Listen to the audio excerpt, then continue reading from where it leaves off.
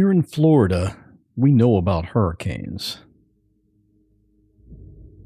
My wife Jeannie and I will never forget Hurricane Elena back in 1985.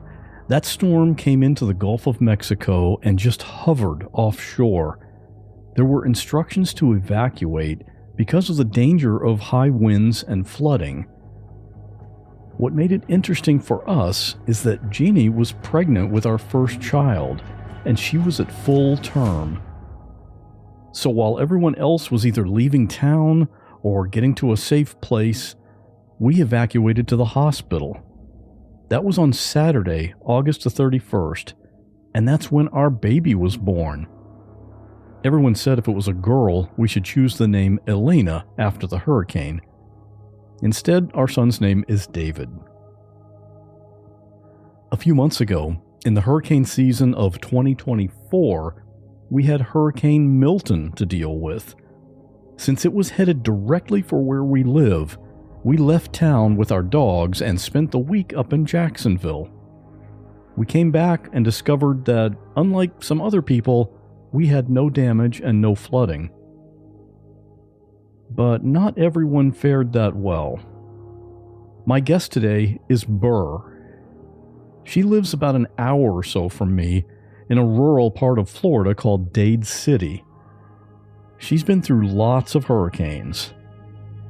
But after what happened to her with Hurricane Milton, she probably won't go venturing outdoors at the height of the storm anymore. Real people in unreal situations. The eerie silence when I walked in, and he's just staring at me. I was like, hello, like, are you okay? And then I had to tell him it was me. There was just blood everywhere. They're shouting, they're screaming, they're being hit by bullets, they're hitting the ground. And in that moment, I literally thought, this is how I die. Everything changed then. And I just thought to myself, this isn't happening. Every single story deserves to be heard. I'm Scott Johnson, and this is What Was That Like?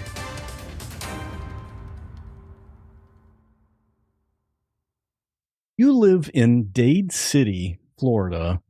How long have you lived there? We have lived here since we closed on December 28th, 2018.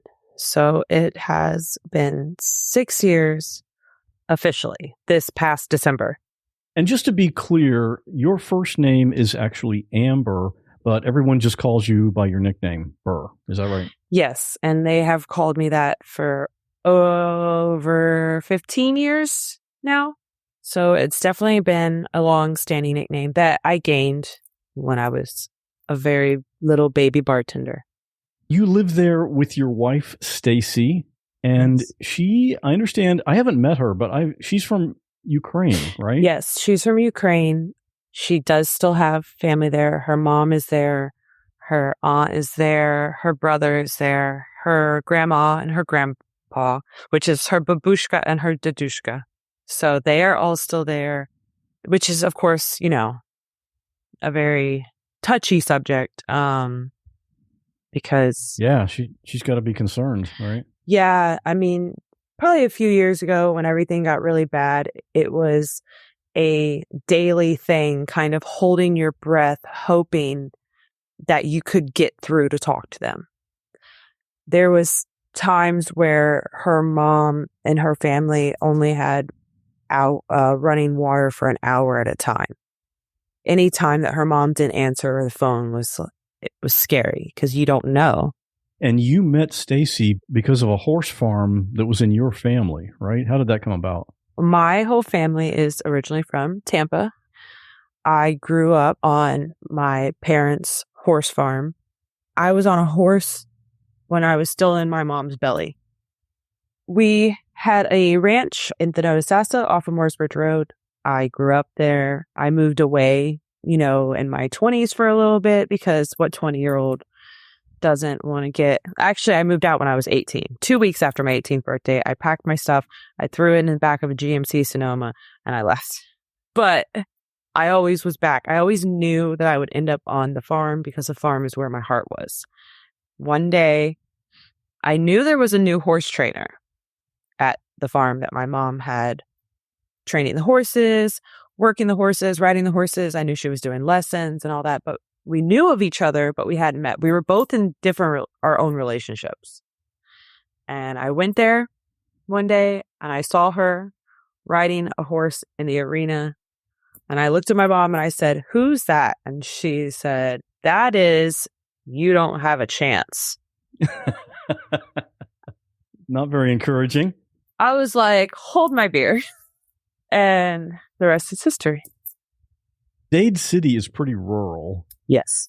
What is your business there? You're on a farm, but you have a lot of horses. What do you do there? So we do lessons and trail rides, which pretty much you can come and you can do an hour lesson, which I really encourage the lessons because it's such a learning experience. We are also not one of those horse farms that you walk on and you feel poor. We are a family owned and operated 20-acre little farm. When you book a lesson, it is a one-on-one experience. You're not going to just go, "Here's a horse, get on it." You're going to learn how to hey, this is a horse. This is how you walk around the horse. This is how you move around the horse. This is how you communicate around the horse. These are the safety things. Even though our horses are fat and lazy and safe, we still always teach safety because they are a large animal. And this is how you brush the horse. This is how you saddle the horse. This is a saddle. This is a stirrup. People don't know. And the trail rides, who doesn't love going on a trail ride and sitting on a horse and just being around horses? It's a good day. You have a bunch of animals on site. Can you just list what animals do you have at your place? Oh, man. Well, we have goats and pigs and chickens and ducks, dogs, cats, and then one parrot. Oh, and cows. My cows. I forgot my cows. Oh, you got cows too. Okay. You have said that you are the place where the door is always open, whether to people and or creatures. What does that look like? I mean, are you a rescue? I wish we could be a rescue. But you have rescued animals. Oh, we right? rescue all the time. All the time. I have had everything from raccoons to hawks to the one thing I haven't had that I would love is just to find a baby possum, and I feel like everybody has that dream to find a baby possum. But those are wonderful animals, man. I want to find a baby possum. Anybody out there has one, I'll take. No, but on all honesty, we actually do foster through Paw Print Hearts of Tampa occasionally. We have probably gone through 10 rounds of foster. It's hard sometimes because you want a foster fail because these puppies are just so awesome.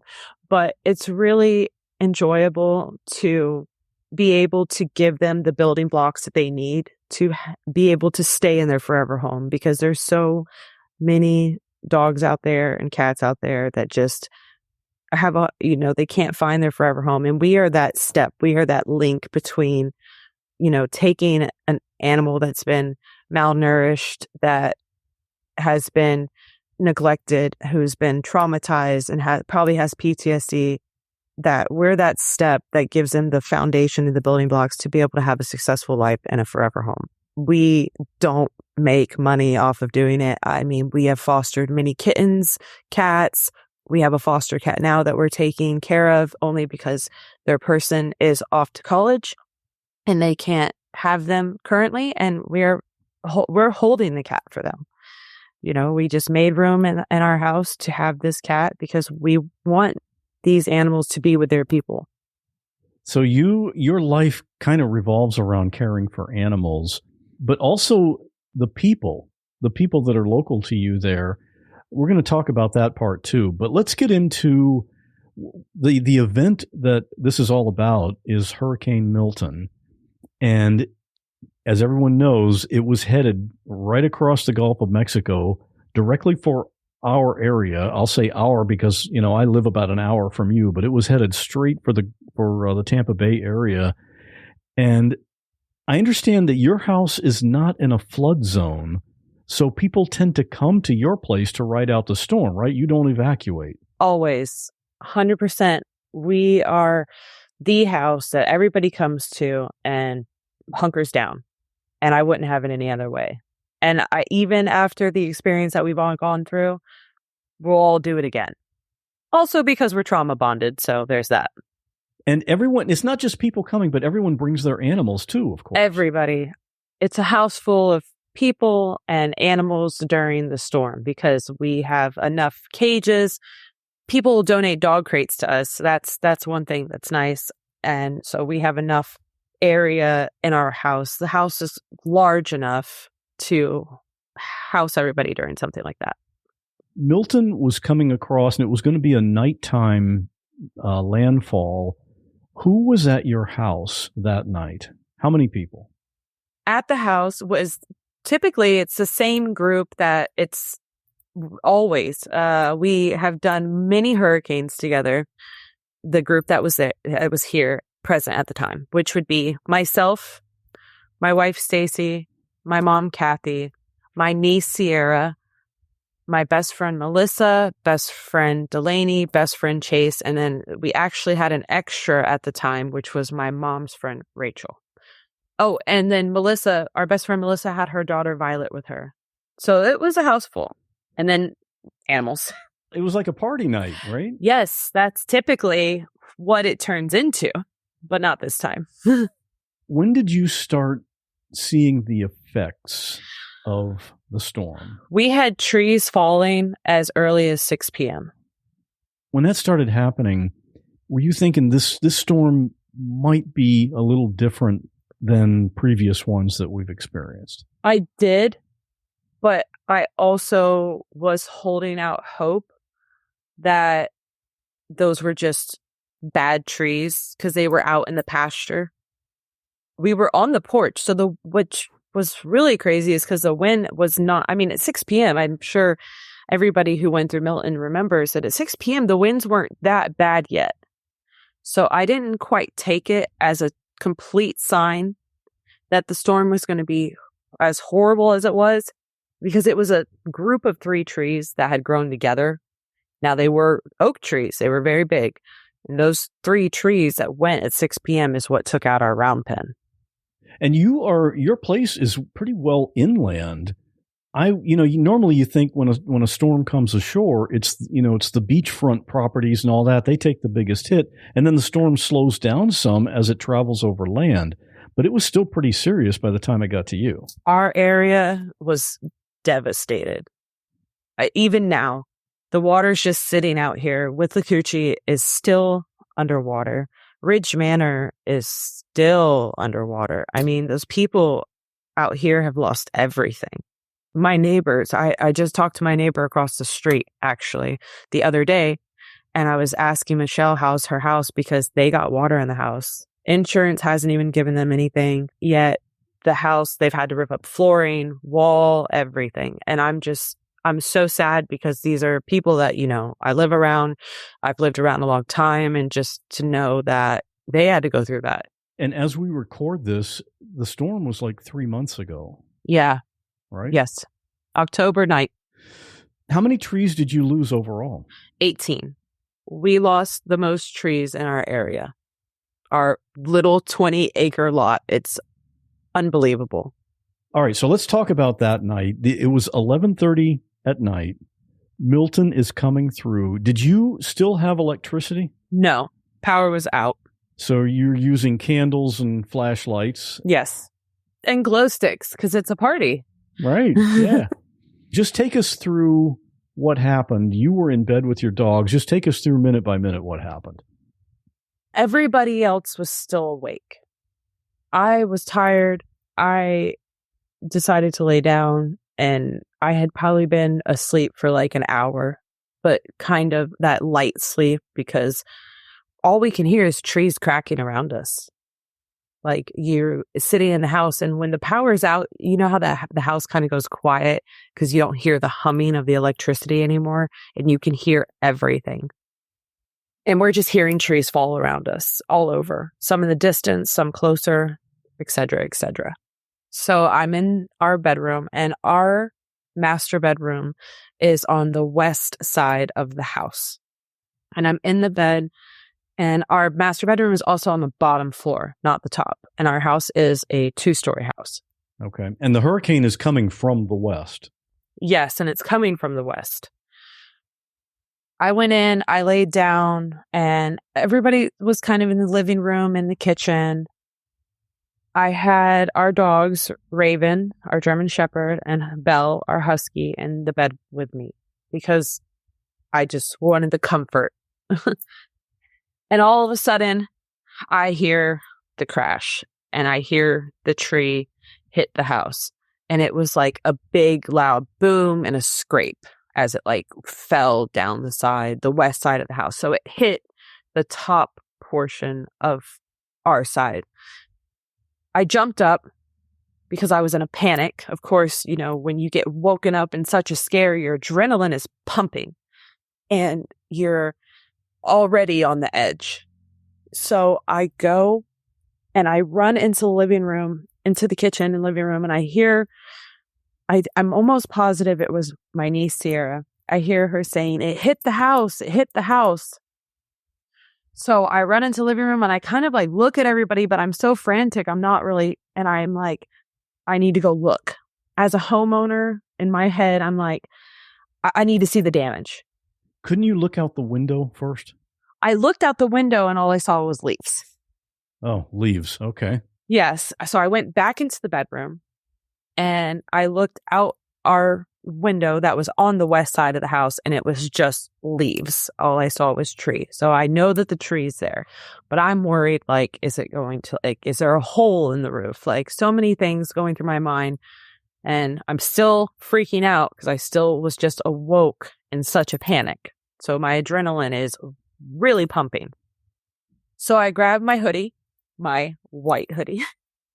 Still hilarious to me that I put a white hoodie on because, Lord, the horror show that it looked like after in the aftermath. Well, this was your favorite hoodie, but why was it your favorite? I've had a hoodie for a long time. I have no idea. It just was one of those hoodies that fit you right in all the places. The arms fit right. The length was perfect. The size was perfect. The very slight kind of marble design on it was perfect. The skull on it was perfect. It was just my favorite hoodie. So I put it on. I come back out of the bedroom, and I think I'm talking to myself almost. I'm like, I just need to go see it. And of course, my wife, Stacy, who to this day, listen to your wives, guys. Just make that note. I should have listened to her, but I am such a panic. The adrenaline's pumping that I'm not thinking clearly. And I'm like, I just need to see the damage. And she didn't want you to go out. Of course not. It's 11:30 at night. Milton was hitting. I have tunnel vision at this moment. I wasn't thinking clearly. I was woken up in such a fright that I just wasn't thinking clearly. And my instinct was, I need to see the damage of the house. Have you ever gone outside during any previous hurricanes? Oh, Stacy's going to kill me for saying this. She's told me so many times. She's like, quit telling people you go outside in hurricanes. I'm born and raised in Florida. When I was in high school, we had those 4 hurricanes that hit back to back to back to back. Me and my brothers were outside riding 4-wheelers. Yes. The answer is yes. Now, I will say this was a totally different monster. Milton was unlike anything that the Tampa Bay area has ever seen because, as we all know, the Tampa Bay area had never had a direct hit in over 100 years. Right. Yeah, it was 1921, I think, was the last one, right? Yes, and all of us, even though I'm in Pasco County now, I'm a Hillsborough County girl, runs in my blood, everybody was proud of that. So this was definitely a completely different animal. So you were determined to go check things, and Stacy didn't want you to. Yes, and I should have listened to her. Because I went out, so we have a sunroom, like a front porch, kind of, windows and everything. And when you walk out our front door, you enter the sunroom. But our power was out, so it is pitch black outside. And we have a big spotlight, because we have large properties. So of course we have a spotlight so that most of the time we just stand on the porch and we can just spotlight cows and, pigs and goats and horses and just see where they're at. When you say spotlight, you're talking about a handheld flashlight that's really, really bright. Yeah, it's a floodlight thing. It's really bright and goes a long distance. I walked out the front door, entered the sunroom, and as I was about to walk out of the screen door of the sunroom, that's when Stacey was like telling me not to go. And I was like, I just want to see the damage. And I'm pretty sure that at that moment is when I went out the door. She went to reach for me and grab my locks. Because you have dreadlocks. Yes, I have dreadlocks. Stacey was behind me telling me not to go outside, and I was saying, I just want to see the damage. And as she reached for me, she was trying to grab my locks because she was going to pull me back in. And my locks, my hair, I've been growing my locks for 14 years. I have had dreadlocks for a very long time. I honestly couldn't even tell you what it's like to run a brush through my hair because I've had them for so long. It's just who I am. Anybody that knows me just knows I'm the redhead with dreads. And my locks were past I would say my butt. And she went to reach for them and she missed. And to this day, she keeps saying, I should have just grabbed a handful of them because I would have been able to pull you back in. As soon as she reached, she missed me, and the door to the sunroom slammed in her face. And my wife, Stacey, will tell you it's almost like something was like, no, you can't go out there too because she's going to need you. I took a step off the sunroom and I looked to the west. So I looked to my left and I turned on the spotlight and I'm shining it on the tree that's on the house. And I'm just kind of like, and it's raining and the wind. So I'm squinting my eyes in the darkness and I'm looking at it. And all of a sudden, I'm under a tree. I'm under another tree. Multiple people have asked me, like, didn't you hear the tree crack and you had time to move? The problem is our area in Dade City was completely demolished. We had many, many tornadoes. If you look at the map of the tornadoes from the storm, it's just bing, bing, bing, bing, bing, bing, bing, tornadoes everywhere. The tree didn't crack. The tree was ripped and thrown at me. So it happened so fast that there was no time. It was a split second. And you were in the dark, too. And I was in the dark, so obviously I did not see it.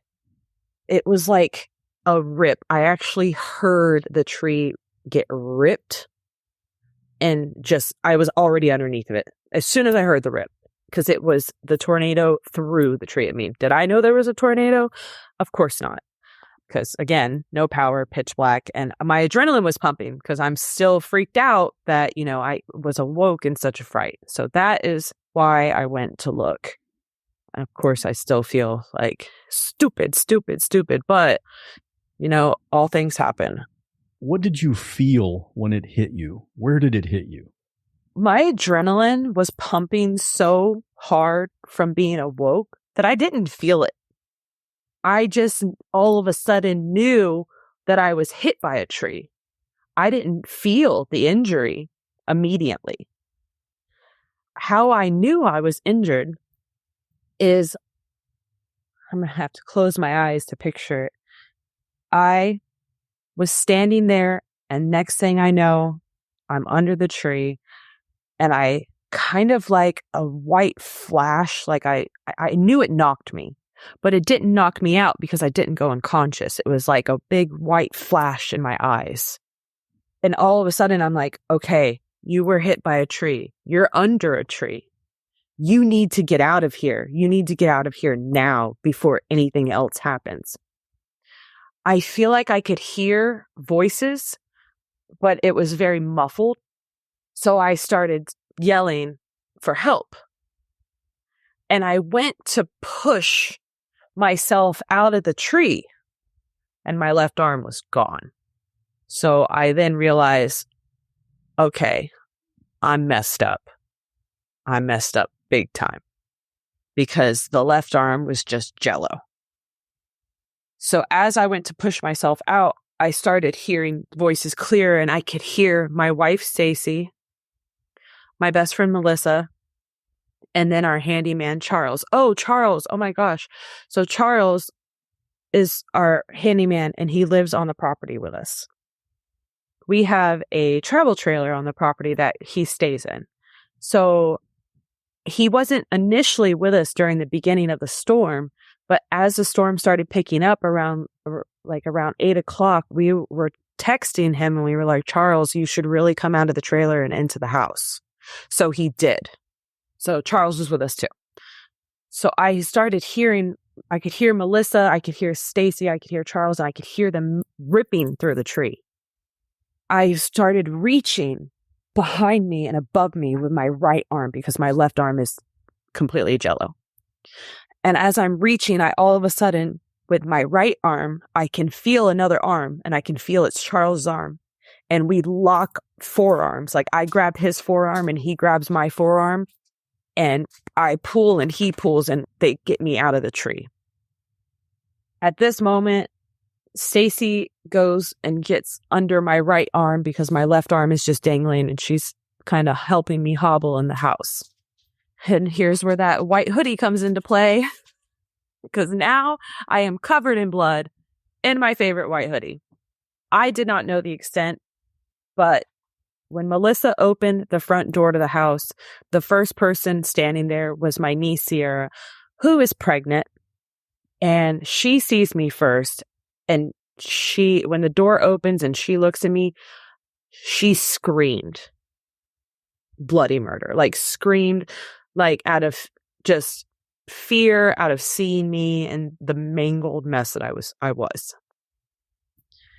During these storms, every time that we have this, hunker down with all of our friends, we always blow up an air mattress and put it in the living room.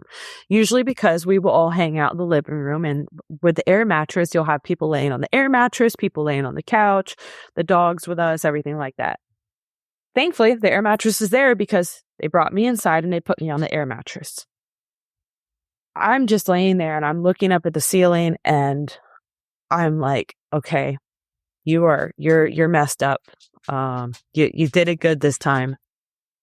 I will say this is probably the hardest part of that night, was just waiting. It wasn't easy.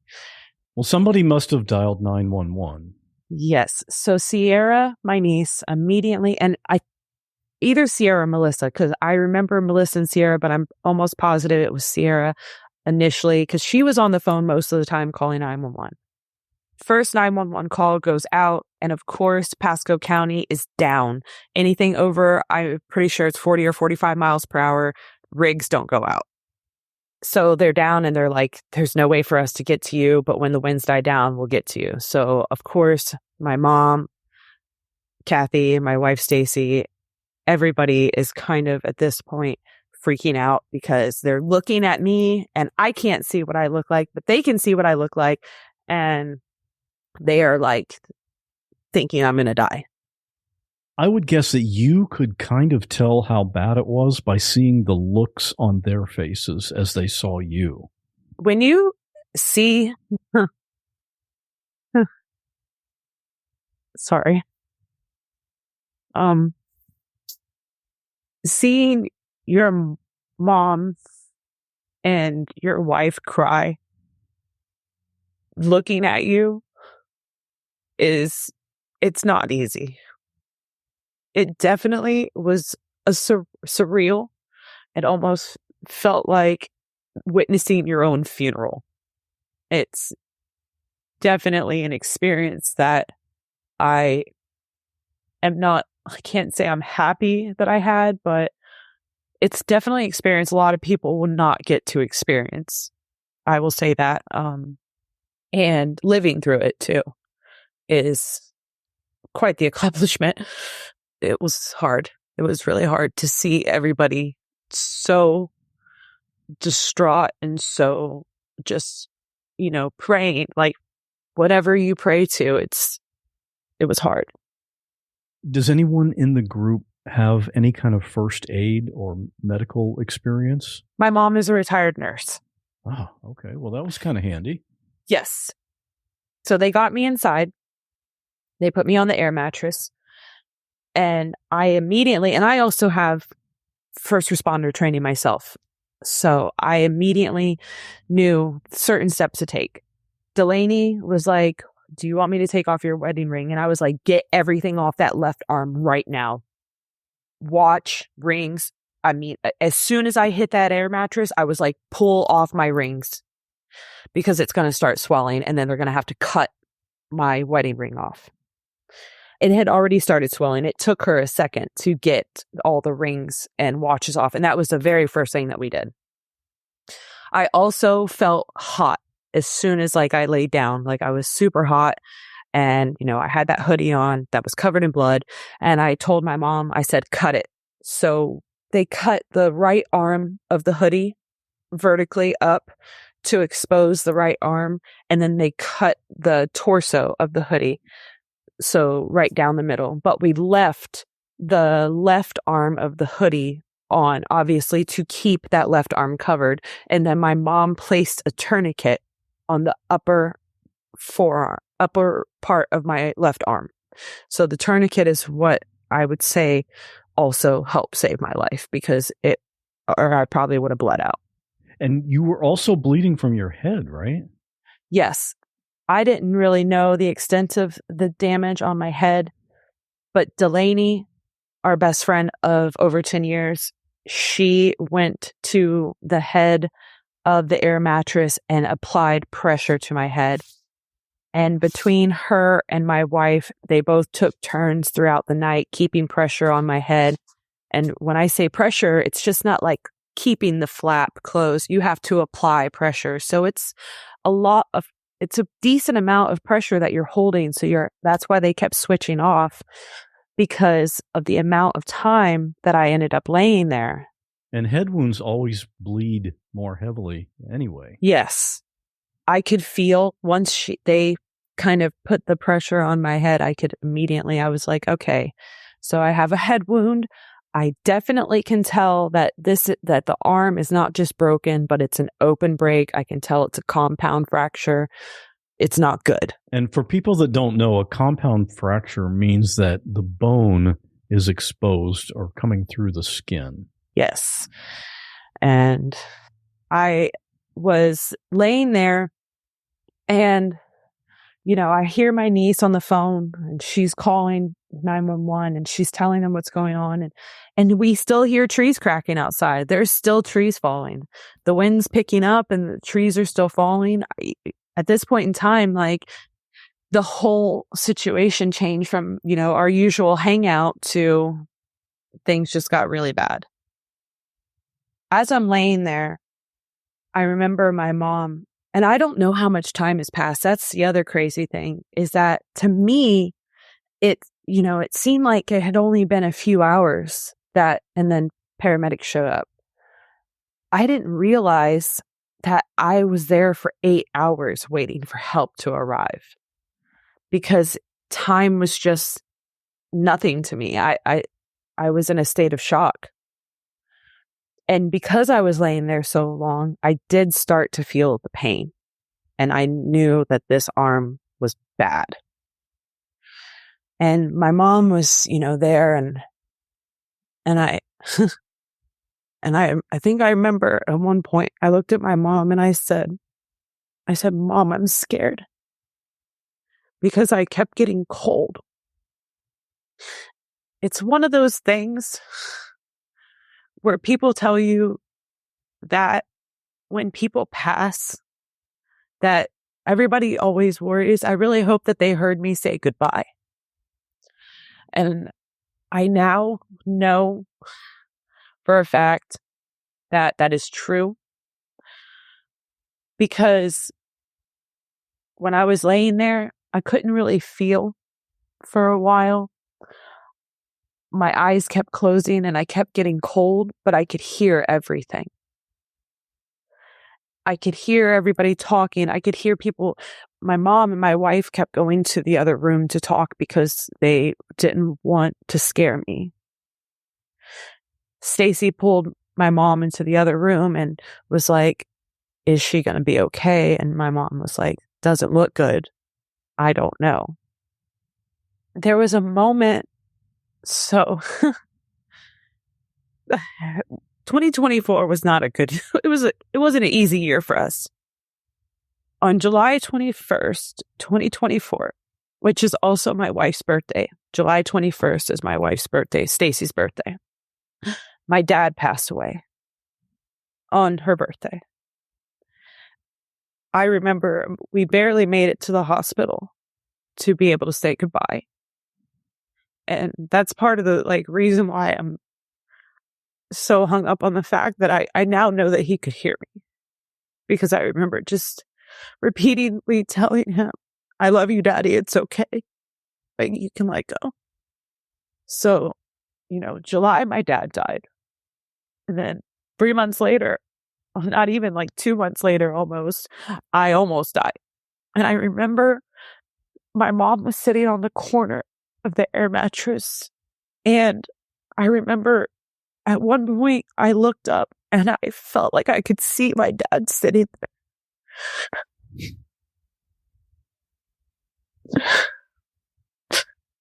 Sorry.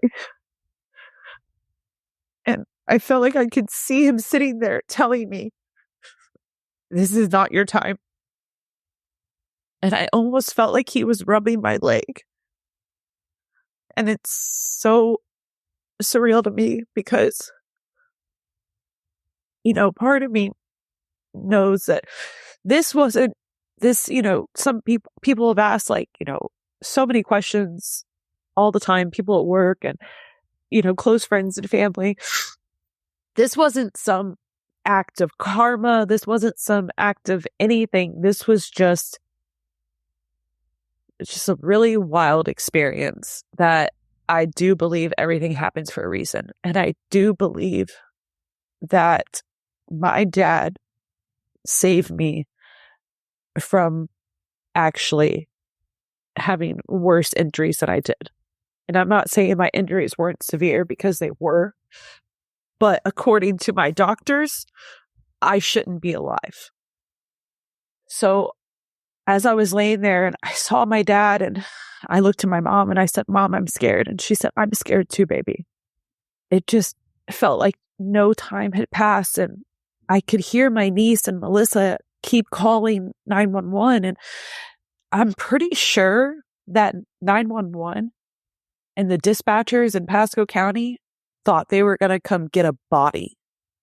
And when my family kept calling and they realized that I'm still alive is when they realized they needed to get out here. So the sun started coming up. We don't know the extent of the damage in the area. And I mean, our area was horrendously wrecked.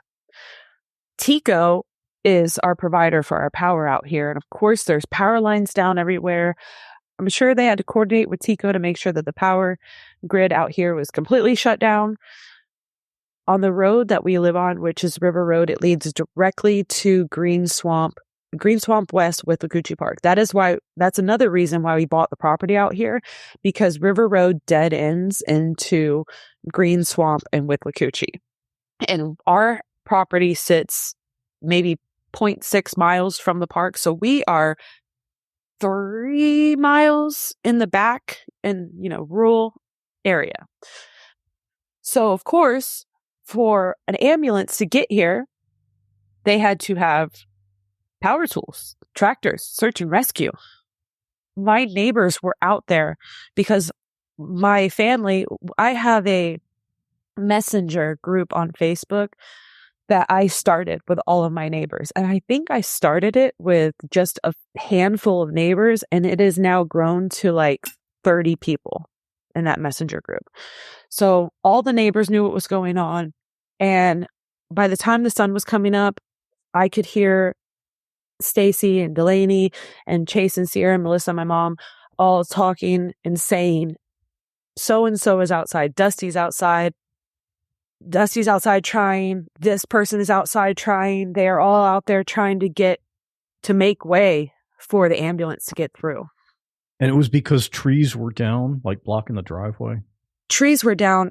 There was trees down from the beginning of River Road all the way to us. There was also trees on our driveway. And of course, the biggest oak tree that we have, which sat right on the corner, right by the front gate, was the last one to go down, and it went down right over our front gate. Melissa, my best friend Melissa, when she hears this, she's going to laugh because we had to wrangle that girl in. Well, not me. I couldn't do anything. But she was ready to start driving to go find help. And we were like, no, Melissa, you're not leaving. We can't have another one hurt too. And Melissa is a jump in action kind of girl. She will do anything for you. And that means risking her own life. And she will.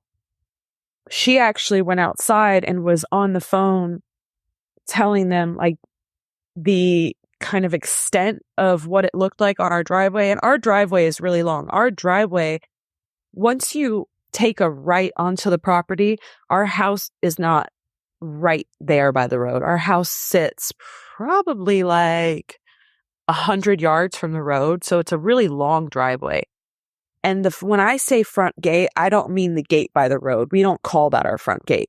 We call the front gate, which is the gate that's right here by the house that you would enter to get into the main part of the property.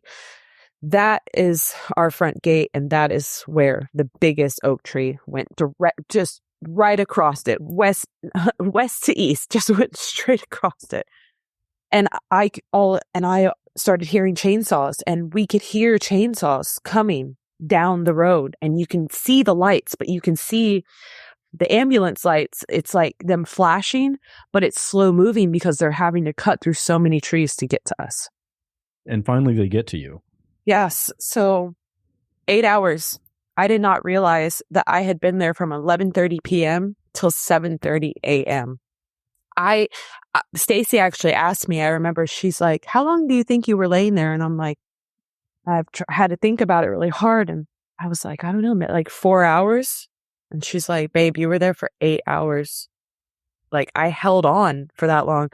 And I remember there was a moment, it was like 3 times I remember I got cold.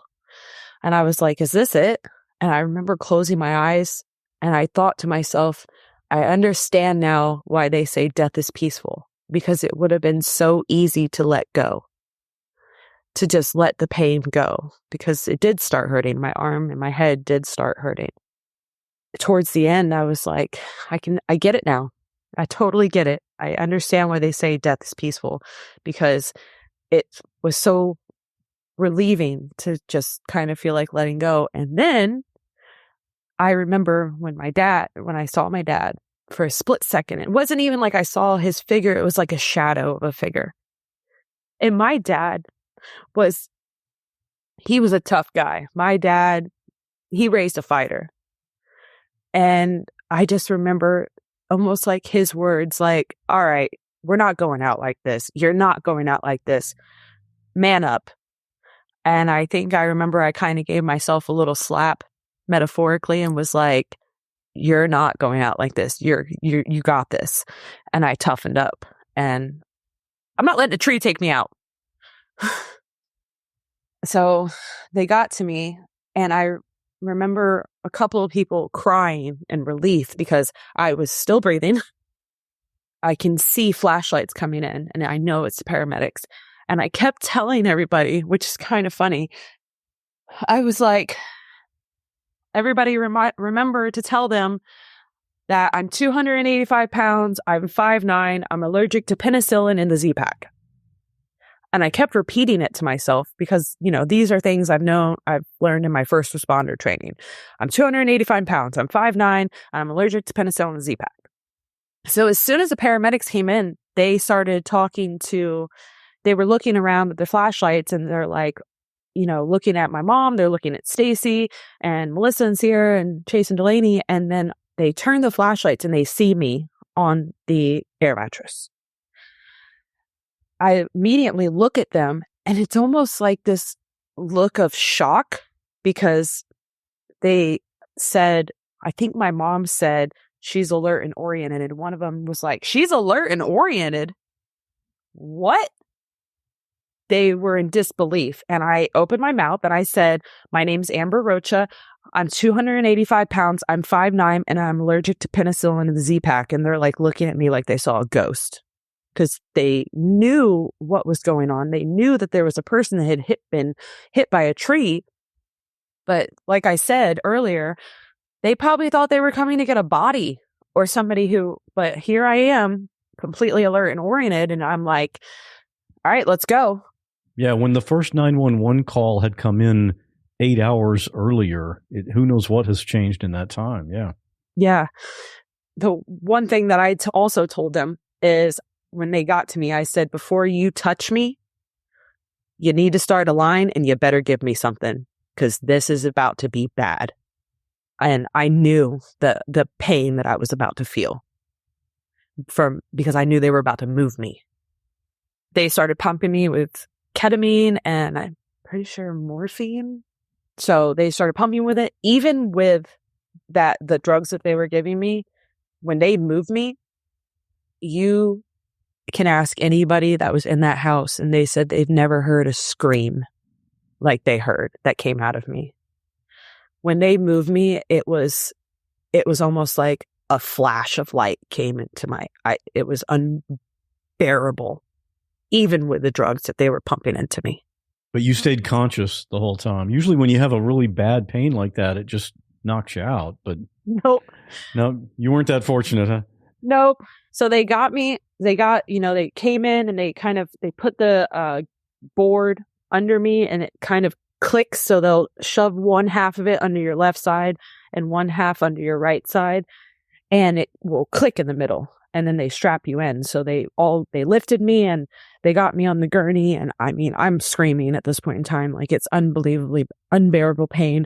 My mom's crying. Stacy's crying. Everybody's crying because they're witnessing the amount of pain that I'm going through. I remember being in the ambulance and the two paramedics that were in the ambulance with me were two women and they were so nice. They were so attentive. I had a really good experience with Pasco County. I actually did reach out to Pasco County and thank them. Yeah, they were very nice. Being in the ambulance and just, a lot of bright lights. And I think I can recall them saying that they were taking me to Lakeland Regional because it was the closest trauma center that was open and that they could get to. And I remember the ambulance doing some maneuvers to avoid fallen trees and stuff. And after, leaving the hospital and headed back home, there were so many trees down. I was like, man, that ambulance really did some driving to get me here. Once at the hospital, I remember telling them, please don't let them take my arm. And I just remember saying, please don't let them take my arm. The first thing that they did, of course, was assess the situation. They went straight to the head wound. That was the very first thing that they attended. The plastic surgeon shot me up and numbed my head area and shaved the right half of my head, which goes into the very sad story of how I lost a lot of my locks. And so I have half of my head shaved. They stitched me up. They, of course, did CT scans before they stitched me up to make sure that, there was no damage to my brain or to my cranium. And lo and behold, surprise, surprise, I had no head injury. The tree scalped me. That is why I didn't go unconscious. So certified hard-headed now is definitely a term that I can use. It did not crack my skull, and I had no brain bleed. They have no idea how. So my injury to my head was a very large scalp, which I know you have the pictures of, and everybody will be able to take a gander at. It's quite an impressive, I want to say, crescent moon shape flaps that they put back together. Yeah, we will have those. We'll have pictures of that on the website. I remember laying there, and I remember talking to her as she's stitching me up, and people were coming in, doctors, nurses, they were coming in, and they were like, "How's it going?" And I was like, and I answered, and they're like, "She's alert." Like, the people in the hospital were so shocked still. They're like, "She's awake? Like, how is she awake?" And she's like, she's doing the lady that's stitching my head up, she's like, "She's doing great." And we're just sitting there talking like you would talk having coffee. But had they looked at your arm at all yet? No, they had not did that yet. They were doing the head first, but they had taken me to CT, so they knew the extent of it. I had to go through CT twice, and I had to do CT with contrast, which was no fun. I definitely don't like the contrast. When they put me through the CT machine, they had to figure out a way to kind of lift my left arm up onto my torso. And that was no fun. I screamed in the CT. Even with them still pumping me full of ketamine, they were having a hard time getting the scan that they needed. Hence why I had to go through CT twice. I remember at one point, one of the nurses or technicians in the CT room, the second time I went in, and she wasn't talking about me. I think she was talking about something else. And she said, "They're just going to rip it off." And I shot up in the CT and I said, "They're not going to rip my arm off, are they?" And her face was so funny because her face just dropped and she was like, and the other two people in the CT room looked at her like, "What did you just do? Like, why would you say that?" And she's like, No. No, they're not going to rip your arm off. I was talking. And she's like, "I'm so sorry." And I was like, and I just like laid back down. And I was like, "Oh, okay." What were they referring to, though? I don't honestly know. I feel like maybe the hoodie.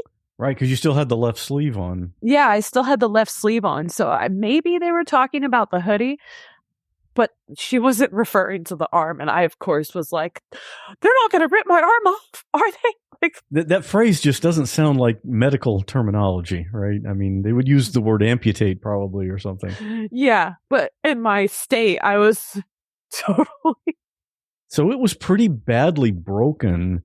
I know obviously this has been a couple of months ago or 3 months ago now, but what's the outlook for your arm now? As far as healing? So they said anywhere from 8 months to a year to completely heal, to even get back to any kind of percentage. I definitely will say that my left hand doesn't feel like my own. Can you elaborate on that? Does it feel numb, or you just look at it and you can't move it like you were used to moving it, or what is that? That the second I go to pick something up and it's not doing what I wanted to do. Okay. And as a bartender, somebody who works with their hands, it's definitely frustrating. I'm a bartender. I live on a farm. We run a farm. After the storm and after I got back from the hospital, we had a group come out here, a volunteer group, and do tree work for us. The group that came and did tree work for us is called Connect Global. And it is run by Javier and Danielle Mendoza. They are an amazing couple. Like, truly, I can't thank them enough at all for what they did, because we are so used to being self-sufficient. I'm a big, strong, tough girl. I'm a farm girl. I'm a country girl. I build fences. I use chainsaws. I run tractors. I'm a farm girl. to not be able to go out and immediately start cleaning up my own property was really hard for me. And with so many trees down, that's what you want to do, is to get out there. That's my initial instinct, but I couldn't. I am so thankful for Connect Global, for Danielle and Javier, because if it wasn't for them, we wouldn't have gotten any sort of progress made in the way that we did. They run the company, and they will, if people like, right now, in time of need, they showed up with like 30 or 40 volunteers and tractors. My neighbors showed up. My cousin lives right up the road, my cousin Alicia, and she's out there on her tractor. Kevin and Michelle, our neighbors, are on their tractor.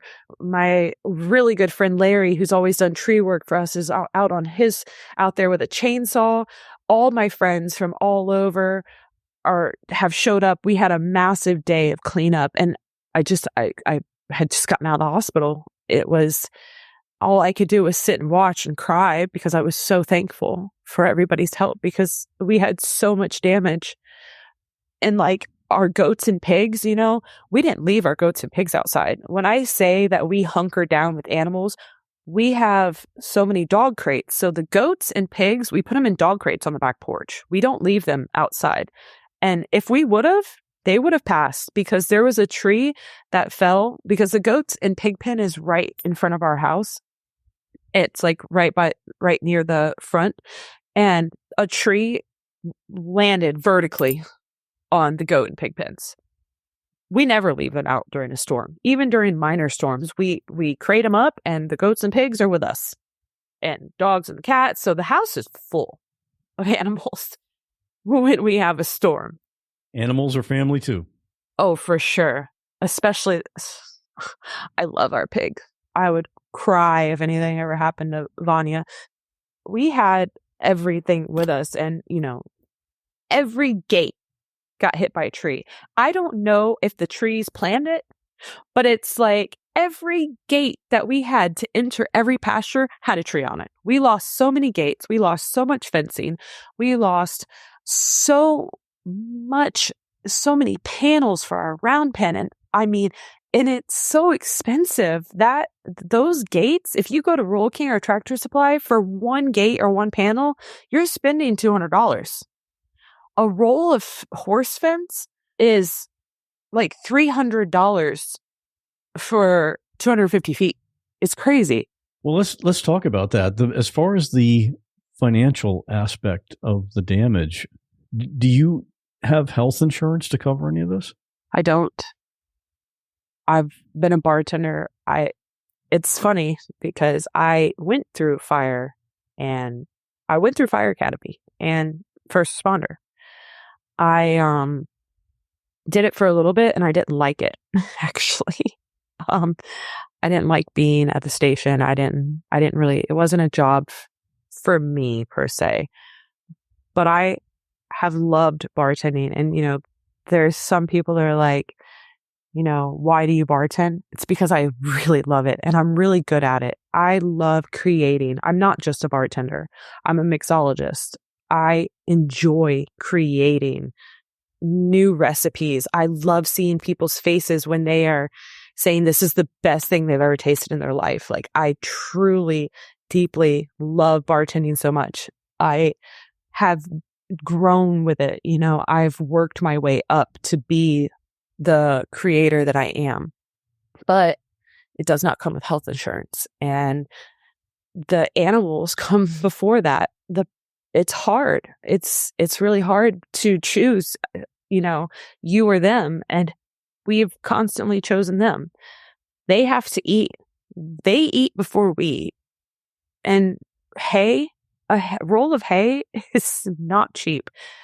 One bag of horse feed is almost $30, and we have like 10 to 12 horses.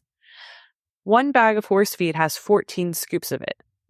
One horse gets 2 scoops a day, one in the morning and one at night. When you have that many animals. And I'm just talking horses. I'm not talking the pigs, the goats, the cows, the dogs, the cats. I mean, all of it. It costs money. But we wouldn't have it any other way because we choose the animals over ourselves every time.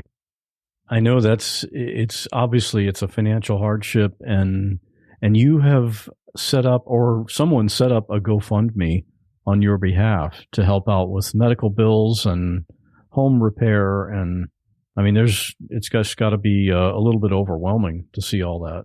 Yeah, it's been really hard because, I've been out of work obviously since the accident, and I love working. I want to go back to work so bad. I'm so ready. But, I listened to my doctors and I've listened to everybody around me, and even like a couple of the old country boys that, I've met since we've moved out here. They, big, tough, strong country boys. They literally looked at me and they said, "You better do the PT. We know that you're big and strong and tough, but you better do the PT." Physical therapy. Yes, the physical therapy. And I have been. And, I've done it the right way, and my doctor's very happy, but it's still super hard because I don't have insurance, and I'm trying everything to get the financial aid at Lakeland Regional to make it a charity case. And I'm hoping to have some kind of response on that. And that would cover at least the medical portion, but I've still been out of work so long that you're barely scraping by just to feed these guys. Right. You still got bills to pay. Yeah. Still have bills to pay. It's not like the electric is going to it's going to pay itself. Got to have food on the table, got to pay waste management, insurance for vehicles and everything. Being out of work has just been really tough. But more than anything, I will say that I'm definitely happy to be Earthside. One of the other hard parts is, when after leaving the hospital, coming home, and there's 4 ways that you can enter our little rural area out here.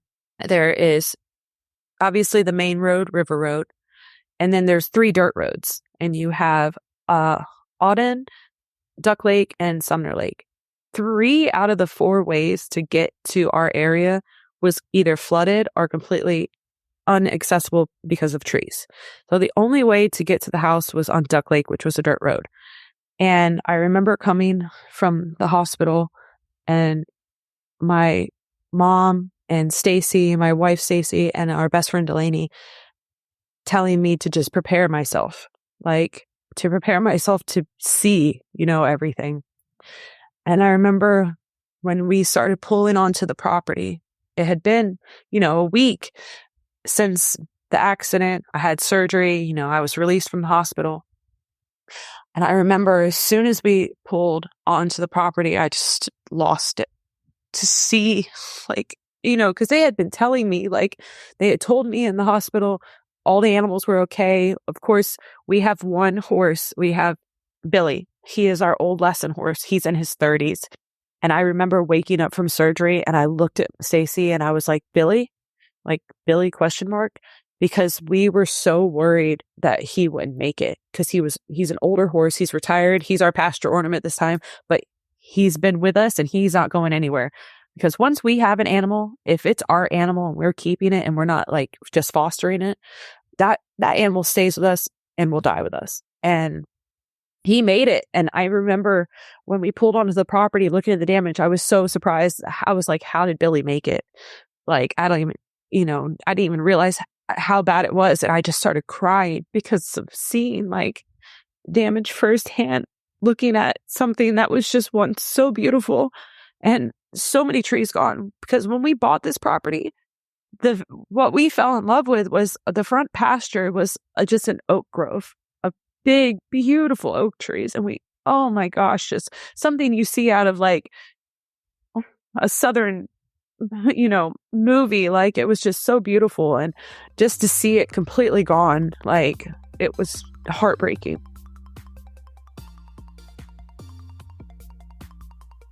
Here's a fun thing that made this conversation a little different. I don't usually get to meet my podcast guests in person, but in this case, I only live about an hour from Burr, so I proposed an idea on a Sunday afternoon. Why don't I come over for a visit and see your farm? And she said, yeah, come on over. So I met her and she showed me all around the farm, and I got to show some love to her dogs and cows and horses, and I especially loved her pigs. You'll find some pictures of that farm visit in the show notes at whatwasthatlike.com/205, along with a link to her GoFundMe if you feel like helping out. Also, if you want to, you can see graphic pictures of Burr's injuries, but you'll have to scroll all the way to the bottom of that page. I put them way down at the end because some people will probably find them too graphic. Burr is a really interesting woman. As she mentioned, she's a tough farm girl, and she also has her emotional side, but on top of those things, she's fun and kind of quirky. As an example of that, she had a list of questions for her surgeon, and I asked her to read a few of them for me. Do you like animals? Have you ever fed a giraffe? Well, why not? Are you living your dream? I wanted to be a mermaid, and I am. If you could be any mystical creature, what would you be? To me, you are a mystical creature. In the old days, you would have been a wizard. Hufflepuff? ? We'll sort that out later. Gryffindor! Can I get my CT scans? Did you ever find pictures of my arm? My birthday is December 8th. I'm typing this on December 6th. Thank you for making that happen. I'm also typing this partially with my left hand. My future self thanks the past, present, and future you. Is my arm shorter? My elbow feels like half is missing. It is. Am I allowed to drive? I've been driving. Are you a sunrise or a sunset person? What's your favorite food? Are you a Porthos, Athos, Aramis, or D'Artagnan? How much of your mental health depends on your recovery? I knew that. I was just testing you. My fingers feel tight in the morning, ice or heating pad. I do both, but immensely enjoy the heating pad. I've been around trees lately. I'm weary of them. Something's up. Is it normal for the hands and fingers to slightly swell after a full day of working? Not your department, but my head is still tender. Is my skin reattaching to my scalp? And she had more questions, but you get the idea. Okay, a couple of other things. Raw Audio 47 is now live. The Raw Audio episodes include actual 911 audio and the stories that go with them, and they're available to anyone who supports the show. When you sign up, you immediately have 47 episodes to binge, and new ones are created regularly. In this episode, an accidental shooting. There's a girl. My girl got shot. She got shot? She got shot? Yeah. Did you see anything? A car going in the wrong direction. I'm coming at 29, and I'm coming back towards Foster's, and I just ran a car it's coming down the wrong lane. Okay, are you going towards Foster's? Yeah, but I'm turning around so I can catch up with this guy. And a woman is at home when someone breaks into her home. Okay, do you believe that somebody's in your house right now? You get immediate access to this episode and the 46 previous Raw Audio episodes when you sign up to support the podcast. And you can try it for free. On an iPhone, just go to the What Was That Like feed and click on Try Free. On Android, just go to whatwasthatlike.com/plus. And I got this message from Audrey. She wasn't able to call it in, but she asked me to read it for her. Hi, Scott. My name is Audrey, and I love your podcast. I just moved to Brazil, which in and of itself is unusual since I'm an American. I've just started listening to your podcast, and let me say I find it incredibly comforting to listen to stories about unusual things that happen in other people's lives. Keep up the amazing work. So thanks for that, Audrey. And if you want to hear your comments about the show on a future episode, you can call the podcast voicemail line anytime, night or day, at 727-386-9468. Graphics for this episode were created by Bob Bretz. Full episode transcription was created by James Lai. And now, we're about to hear this week's listener story. This is how every What Was That Like episode ends, with a short story, like 5 to 10 minutes, sent in by a listener just like you. I'd love to play your story on a future episode. Just record it on your phone in a quiet environment and email it to scott@whatwasthatlike.com. This week's story is about the drama of making food for an office potluck. Stay safe, and I'll see you next time.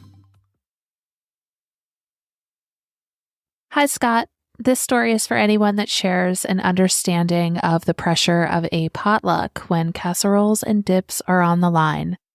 Imagine being known for a specific dish that you receive compliments on every time you bring it to the office. It's like a dopamine hit. You're proud. You've stayed up all night following your recipe, making sure you don't alter your ingredients just so it tastes exactly the same each and every time. It's like going for a medal that you're never going to win. Just the sounds of people saying yum and asking for your recipe after they've taken a scoop is like giving the ultimate present to your loved one on their birthday. You gleam with delight seeing the joy in their eyes. You know the way to their heart is through their stomach. Everyone has waited for this day during the work week. People are casually strolling past the break room, nonchalantly picking at snacks before it's even lunchtime. But what if someone signed up to bring your signature dish? Do you still make the same thing? Do you go with something else? Do you just buy something from the store? What do you do now? My story takes place many years ago when I was working in an office where we would have the occasional potluck. The same people would bring the same thing in over and over and over again. These coworkers were quite serious about their dishes. When that sign-up sheet hit the first desk, you better believe everyone was ready with their pens to put their names and signature creations down. There are two types of people in the office: those that love to cook and bring a meal, and those that want nothing to do with cooking. They're the ones that bring the soda or the cookies or the plates and utensils from the grocery store. I was the girl that would rather bring something store-bought. I had dogs at the time, and I never wanted to take a chance of being that person that was talked about if a hair was found. Kind of like the fellow in another department whose wife would make cookies for him to bring in. This was the same person that would talk about their cat who liked to sit on the warm silverware after it was done in the dishwasher. Legend has it that if you broke a cookie apart and held it up to the light, you could see the remnants of their cat along with the chocolate chips. This particular potluck, my best friend decided to create some office shenanigans and bring a dish that another woman was notorious for bringing in: strawberry pretzel salad. She was quite aware of the severity of what she was doing. I remember her telling me she was going to shake things up a bit. My jaw hit my desk when she gave me the sign-up sheet, and I saw her name with that delicious sweet treat next to it. I was a little scared to hand it off to the next person. I knew what was coming. When that sign-up sheet made its way around to the next row, the gasps and whispers that ensued were riveting. It was on. And from that moment, this was no longer a potluck. This was now Crockpot Wars. I'll never remember what the original maker of that strawberry pretzel salad brought in its place that time, but what I can tell you is my best friend never made it again.